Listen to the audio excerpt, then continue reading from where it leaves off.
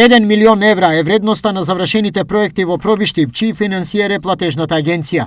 Денеска увид на истите извршија министерот за земјоделство Љупчо Николовски и директорот на агенцијата Никица Бачовски. Со овие средства се реализира и веќе се заокружуваат 3 крупни проекти за Пробиштип. Тоа е реконструкцијата на патот од Пробиштип до Стрмош, со што се создава услови за олеснато движење на жителите од ова населено место и беше приоритет на општината. Спомен паркот Братство и единство, кој што пред малку го видовме, е целосно реконструиран.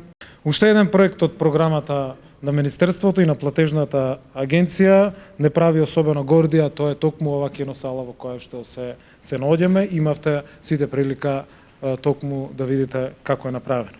После една деценија Пробиштип доби модерна киносала со капацитет од 360 посетители. Пробиштип е една од 80 општини што ги користат средствата од владината програма за рурален развој, за капитални инвестиции во руралната инфраструктура, појасни директорот на платежната агенција Никица Бачовски. Ова програма за рурален развој овозможува инвестиции кои што треба да бидат реализирани преку општините, инвестиции кои што се покриени од наша страна како 100% грант.